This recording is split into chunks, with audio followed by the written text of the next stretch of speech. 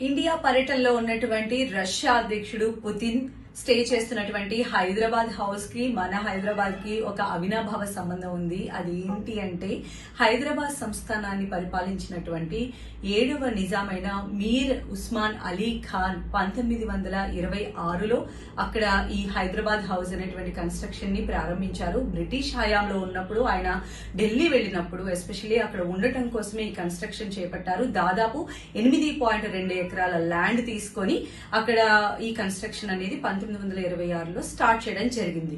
ఇది మనకి చూసినట్లయితే మొఘలులు అదేవిధంగా యూరోపియన్ స్టైల్లో దీని కన్స్ట్రక్షన్ ఉంటుంది. లోపల ఉపయోగించేటువంటి ఇంటీరియర్స్ అన్ని కూడా లండన్, న్యూయార్క్ నుంచి కూడా తెప్పించారు. దాదాపు 36 గదులు ఇక్కడ ఉంటాయి.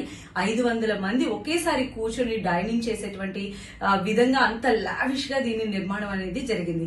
అయితే ఆ స్టైల్ ఆఫ్ కన్స్ట్రక్షన్ ఆయనకి నచ్చలేదు. 1954 ఆయన లాస్ట్ టైం అక్కడ స్టే చేసినటువంటి టైం గా కూడా చెప్తూ ఉన్నారు. ఆ టైంలో ఆయన ఒక పెద్ద పార్టీ కూడా ఇచ్చారు. ఆ తర్వాత అది గవర్నమెంట్ తీసుకోవడం జరిగింది. ఇప్పుడు విదేశాంగ మంత్రిత్వ శాఖ ఆధ్వర్యంలోనే ఈ హైదరాబాద్ హౌస్ అనేది ఉన్నది. ఇప్పుడు భారత పర్యాటక అభివృద్ధి సంస్థ దీనికి సంబంధించినటువంటి మెయింటెనెన్స్ అన్ని కూడా చూసుకుంటోంది. గతంలో వచ్చినటువంటి అంటే హైదరాబాద్ పర్యటనకు వచ్చినటువంటి ఒబామా కావచ్చు, ట్రంప్ కావచ్చు, ఒకప్పుడు వచ్చినటువంటి పుతిన్ కూడా ఈ హైదరాబాద్ హౌస్ లోనే ఆతిథ్యాన్ని స్వీకరించారు.